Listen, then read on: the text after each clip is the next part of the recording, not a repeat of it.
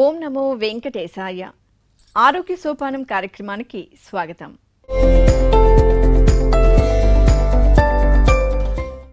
Shri Venkateswara Ayurveda hospital నందు కాయ చికిత్స విభాగంలో అసిస్టెంట్ ప్రొఫెసర్గా తమ సేవలు అందిస్తున్నారు డాక్టర్ పద్మజ గారు.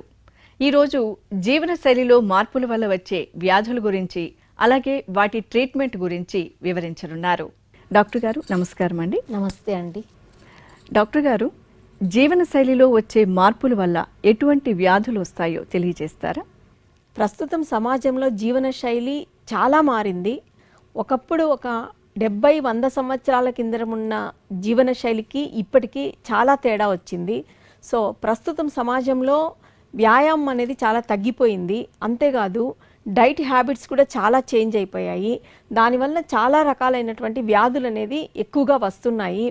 అన్నింటి లోపల కొన్ని వ్యాధుల పేర్లు చెప్తున్నాను. So back pain, spinal cord disorders, spondylosis, కొన్ని సైకలాజికల్ ప్రాబ్లమ్స్, డయాబెటిస్, సోరియాసిస్, ఇవన్నీ కూడా జీవనశైలి విధానం మారడం వల్ల వచ్చిన వ్యాధులుగా ప్రస్తుతము గుర్తించబడుతున్నాయి. అందులో ప్రముఖంగా మోస్ట్లీ ఇండియాలో, భారతదేశంలో చాలా ఎక్కువగా ఉన్న వ్యాధుల్లో డయాబెటీస్ అంటే షుగర్ అనేది ఒకటి ప్రముఖంగా చెప్పుకోబడతా ఉంది. చాలా చిన్న వయసును పిల్లలకే షుగర్ రావడం అనేది, 17 సంవత్సరాల వయసు పిల్లలకే షుగర్ రావడం అనేది చూస్తూ ఉన్నాము. ఎందుకు అంటే జీవన విధానంలో చాలా తేడా అనేది కనిపిస్తూ ఉంది. ప్రస్తుతం పిల్లలందరూ కూడా వ్యాయామం కానీ, లేకపోతే స్పోర్ట్స్ కానీ, గేమ్స్ కానీ ఇవన్నీ ఏమీ చేయట్లేదు. సో స్కూలింగ్ నుంచి కూడా, చిన్నప్పటి నుంచి కూడా ఉదయం 8 గంటల నుంచి రాత్రి 7-7:30 గంటల వరకు కంటిన్యూస్గా క్లాస్ రూమ్స్లో కూర్చోవడము, ఒక 1 అవర్ కూడా ఆడుకోపోవడానికి టైం లేకపోవడము, ఇవన్నిటితో ఏమి అంటే షుగరు ఇట్లాంటి సమస్యలు ఎక్కువగా సమాజంలో ఎక్కువ అవుతున్నాయి.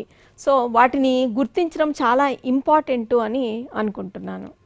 మేడం, ముఖ్యంగా నేటి సమాజంలో డయాబెటీస్ ఇది ఎక్కువగా వింటూ ఉంటాం. మరి దీని ప్రభావం ఏ విధంగా ఉందో కూడా తెలియచేయండి. సో ప్రస్తుతం సమాజంలో జీవనశైలి చాలా మారింది. సో పిల్లలు కూడా ఉదయం లేయడము, రాత్రి మొబైల్ ఫోన్స్, రాత్రి 10-11 వరకు మొబైల్ ఫోన్స్ చూడడము, లేట్గా నిద్రపోవడము, మార్నింగ్ లేట్గా లేయడము, కనీసము ఒక ½ అన్ అవర్ కూడా 1 అవర్ వాకింగ్ కానీ, లేకపోతే ఎక్సర్సైజ్ కానీ, లేకపోతే ఏమైనా ఆటలు ఆడుకోవడం కానీ, ఇట్లాంటివన్నీ ఏమీ లేకపోవడము అదొక చిన్నపిల్లల్లో రావడానికి ముఖ్య కారణము. సో ఇంకా పెద్దవాళ్ళల్లో కూడా చాలా మటుకు ఏమి అంటే, పూర్వకాలంలో వ్యాయామం అనేది ఎక్కువ ఉండేది. సో వాళ్ళకు ఫిజికల్ వర్క్స్కి బేసిక్గా వేరే వాళ్ళపైన డిపెండ్ అయ్యే వాళ్ళు కాదు.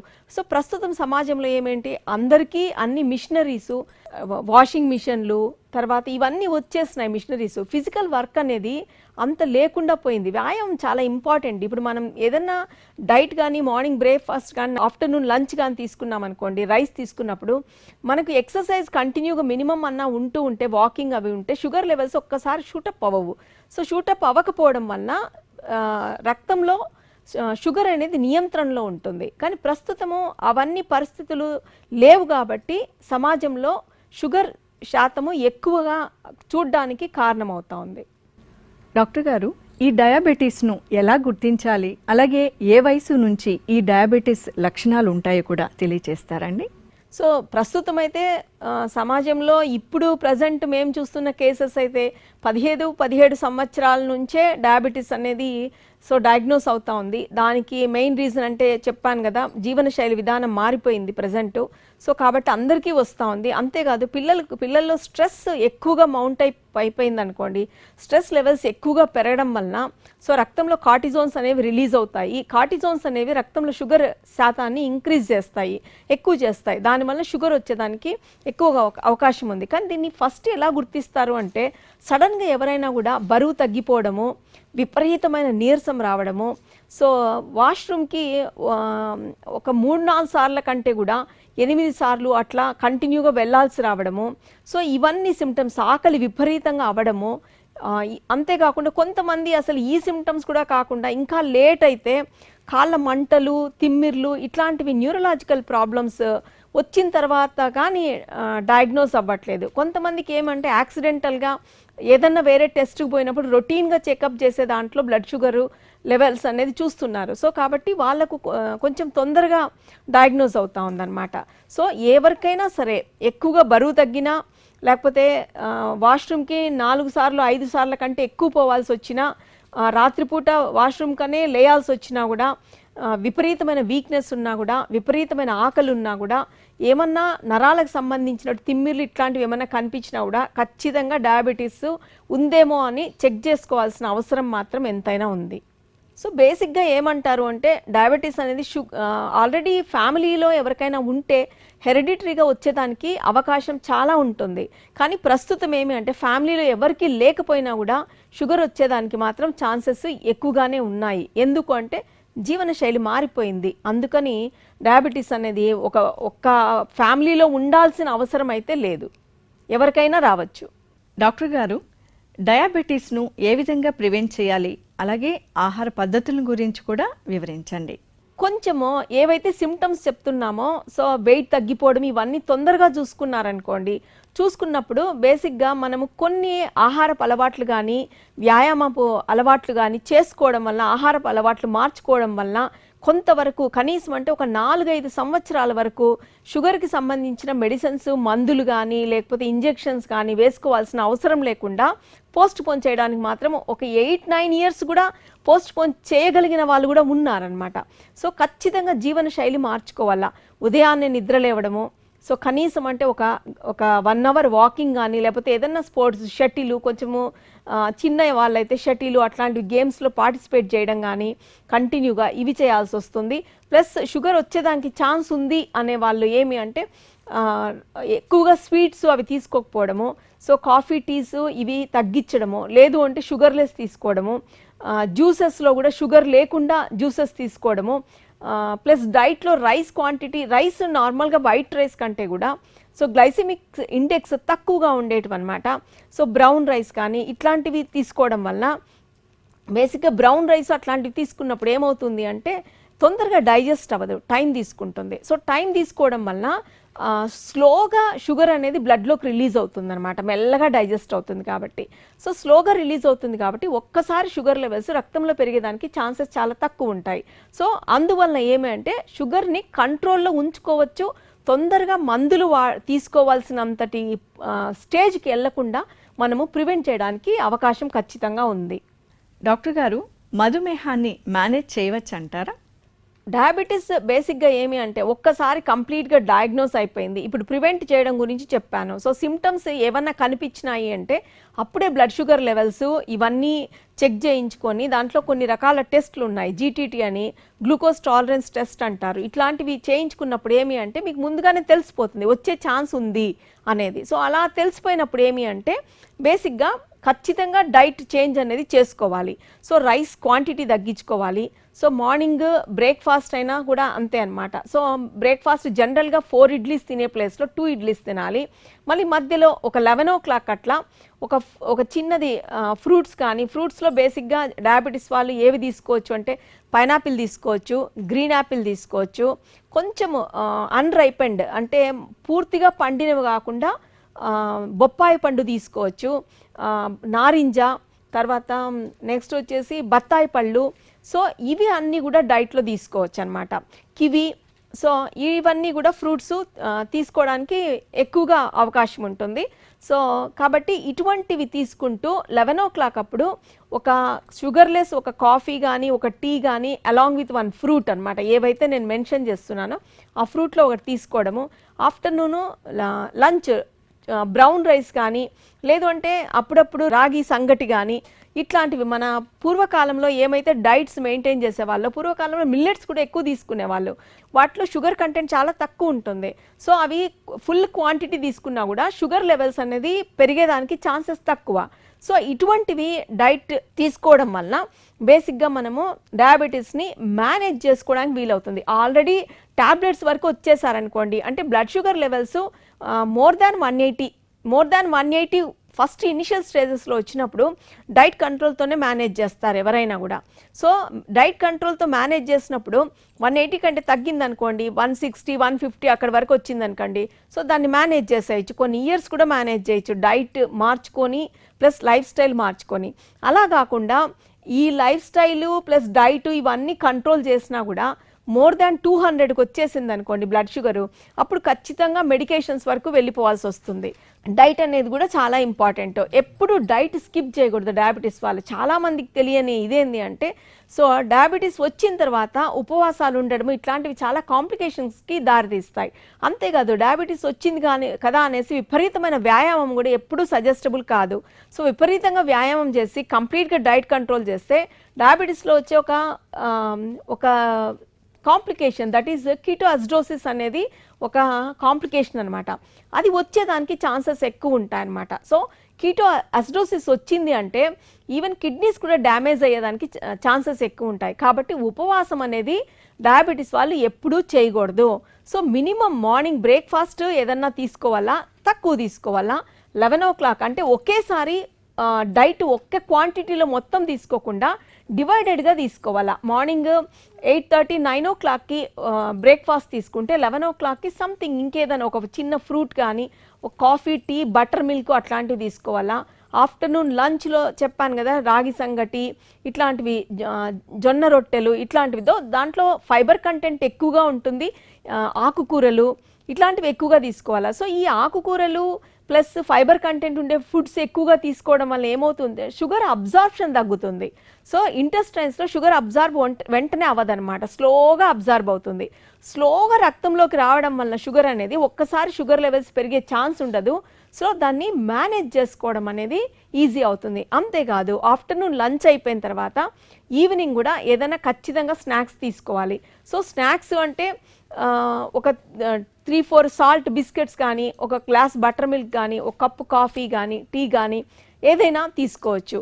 సో నైట్ డిన్నర్ బేసిక్గా ఏమంటే చాలా తక్కువగా కంట్రోల్డ్గా తీసుకుంటే బెటర్ అనమాట. సో ఎందుకు అంటే రోటీ కానీ, చపాతీ కానీ అట్లాంటివి తీసుకున్నారనుకోండి, సో డైజెషన్ కొంచెం చపాతీ కానీ, రోటీ కానీ టైం తీసుకుంటుంది. సో టైం తీసుకోవడం వల్ల రాత్రి ఒక్కసారి షుగర్ లెవెల్స్ పెరిగే ఛాన్స్ ఉండదు. ఎందుకంటే పగలైతే ఎక్సర్సైజ్ చేస్తాము, తిరుగుతూ ఉంటాము, వాక్ చేస్తాము. సో షుగర్ లెవెల్స్ నియంత్రణలో ఉంటాయి. రాత్రిపూట నియంత్రణలో ఉండే ఛాన్సెస్ తక్కువ.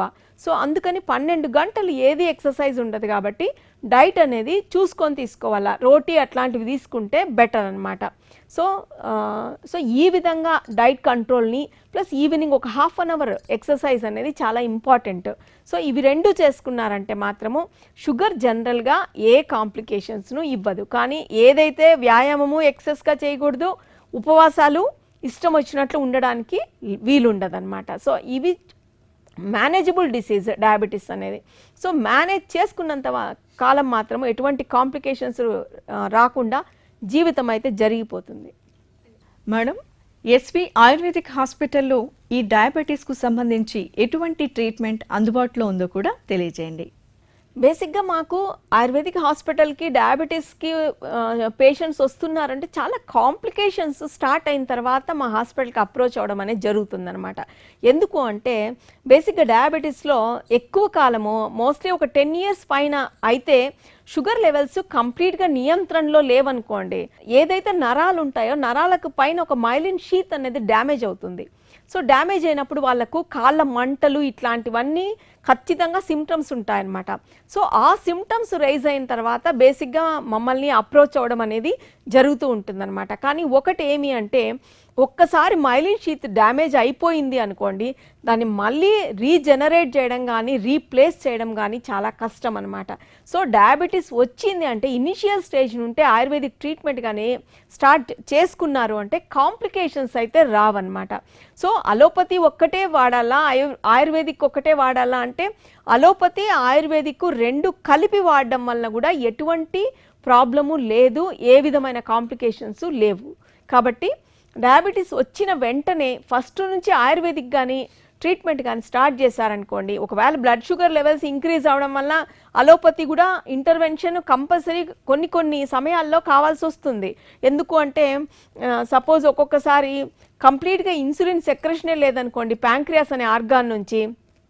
సో ఇన్సులిన్ సెక్రెషన్ లేనప్పుడు సో ఖచ్చితంగా ఇన్సులిన్ సప్లిమెంట్స్ తీసుకోవాలా, ఇంజెక్షన్స్ కానీ ఇవన్నీ కూడా తీసుకోవాల్సి వస్తుంది. సో అటువంటప్పుడు కూడా ఆయుర్వేదిక్ ట్రీట్మెంట్ వాడితే చాలా చాలా కాంప్లికేషన్స్ ఉన్నాయి డయాబెటీస్లో.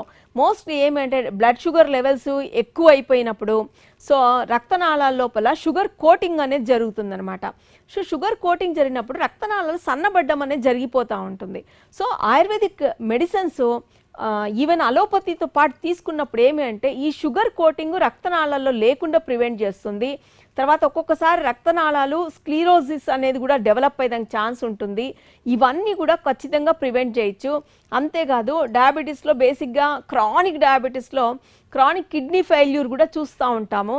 సో ఈ కిడ్నీ ఫెయిల్యూర్ వరకు కూడా పోకుండా ఖచ్చితంగా ఆయుర్వేదిక్ ట్రీట్మెంట్ ఫస్ట్ నుంచి అలోపతితో పాటు వాడుకుంటూ ఉన్నారంటే మాత్రం ఇవన్నీ కూడా మనము ముందుగానే ప్రివెంట్ చేసుకోవచ్చు, కాంప్లికేషన్స్ రాకుండా మేనేజ్ చేసుకోవచ్చు. మేడం, సమాజంలో ఈ డయాబెటీస్ మీద ఉన్న అపోహలు అలాగే తమంతట తాము తీసుకునే ఈ మెడిసిన్స్ వల్ల ఎటువంటి కాంప్లికేషన్స్ రావచ్చో కూడా తెలియజేస్తారండి? ఖచ్చితంగా ఉన్నాయి. ఎందుకు అంటే కొంతమంది బేసిక్గా ఆయుర్వేదిక్ ట్రీట్మెంట్ అనేది ఏమి అంటే మనిషి యొక్క బాడీ కాన్స్టిట్యుయెన్సీ డిపెండ్ అయ్యి ట్రీట్మెంట్ అనేది ఇస్తామన్నమాట. సో ఈ డయాబెటీస్లో కూడా 2 రకాల డయాబెటిక్ పీపుల్ ఉంటారు. కొంతమంది చాలా వెయిట్ ఉంటారు, లావు ఉంటారు, వాళ్ళకు డయాబెటీస్ అనేది కూడా కామన్గా ఉంటుంది. సో అలోపతి వాళ్ళు బేసిక్గా అడ్వైజ్ ఏం చేస్తారు అంటే వెయిట్ తగ్గమని చెప్తారు. సో వెయిట్ తగ్గినప్పుడు ఏమవుతుంది అంటే బాడీ సర్కంఫరెన్స్ తగ్గుతుంది. సో బాడీ సర్కంఫరెన్స్ తగ్గడం వల్ల ఎంతైతే ఇన్సులిన్ బాడీలో రిలీజ్ అవుతుందో అది సఫిషియెంట్గా సరిపోతుంది అనమాట బాడీకి. అట్లా కాకుండా కొంతమంది సన్నగా ఉంటారు. సో సన్నగా ఉండే వాళ్ళకు, లావుగా ఉండే వాళ్ళకు ఆయుర్వేదిక్ ట్రీట్మెంట్ ఖచ్చితంగా ఒకదానికొకటి ఖచ్చితంగా తేడా అయితే ఉంటుందన్నమాట. సన్నగా ఉండేవాళ్ళు అన్ని రకాల ట్రీట్మెంట్స్ తీసుకోవడానికి లేదు. లావుగా ఉండేవాళ్ళు కొంతమంది ఏమంటే సమాజంలో కాకరకాయ రసం తీసుకునే వాళ్ళు ఉన్నారు, వేపాకు తినే వాళ్ళు ఉన్నారు, మెంతులు తీసుకునే వాళ్ళు ఉన్నారు. సో ఇవన్నీ కూడా వాళ్ళంతకు వాళ్ళే డిసైడ్ చేసుకొని తీసుకుంటున్నారు. బట్ ఏమంటున్నానంటే లావుగా ఉండే వాళ్ళకు ఒకవేళ కాకరకాయ రసం తీసుకున్నా, వేపాకు తీసుకున్నా, మెంతులు తీసుకున్నా ఏ విధమైన సమస్య రాదు. బట్ సన్నగా ఉండే వాళ్ళు ఇవి తీసుకున్నారనుకోండి ఖచ్చితంగా డీజనరేటివ్ చేంజెస్ అంటే ఎముకల అరుగుదల అనేది ఖచ్చితంగా కొద్ది రోజుల తర్వాత స్టార్ట్ అవుతుందన్నమాట. అంటే మోకాళ్ళ నొప్పులు రావడము, నడుము నొప్పులు రావడము, సో బోన్ డెన్సిటీ తగ్గడము, ఇవన్నీ కూడా కాంప్లికేషన్స్ అనేవి కనిపిస్తాయి. కాబట్టి అందరికీ సమాజంలో ఏవైతే మీరు టీవీ ఛానళ్ళలో ఇవన్నీ చూసి ఫాలో అవుతున్నారో అవి అందరి కాన్స్టిట్యుయెన్సీకి అన్ని రకాల మెడిసిన్స్ సెట్ అవ్వన్నమాట. సో కాన్స్టిట్యుయెన్సీ చూసి అంటే మీ బాడీలో ప్లస్ ఏవి ఎక్కువగా ఉన్నాయి, సో ఏది మీకు డ్రగ్ సెట్ అవుతుంది అనేది ఒక్క ఆయుర్వేదిక్ ఫిజిషియన్స్ మాత్రమే మీకు ఎస్టిమేట్ వేసి మీకు సరిపోయే మందులు మాత్రమే ప్రిస్క్రిప్షన్ ఇస్తారనమాట. కాబట్టి సమాజంలో అన్నీ ఉన్నవన్నీ వేపాకులు అవన్నీ తీసుకోవడం అయితే అందరూ కరెక్ట్ అయితే కాదండి. డాక్టర్ గారు, మీ విలువైన సమయాన్ని మాతో వెచ్చించి డయాబెటీస్కి సంబంధించిన విషయాల గురించి చాలా చక్కగా వివరించారండి. ప్రేక్షకులందరి తరఫున మీకు ప్రత్యేక కృతజ్ఞతల్ని తెలియజేస్తున్నాం. మాకు ఈ అవకాశాన్ని ఇచ్చినందుకు ఎస్వీబీసీ ఛానల్ వారికి ప్రజలందరికీ ఈ మెసేజ్ రీచ్ అయ్యేటట్లు చేసినందుకు, సో వాళ్ళకి ఎంతో ఉపయోగకరంగా ఉన్నందుకు మా కళాశాల తరపున నేను ప్రత్యేకంగా ధన్యవాదాలు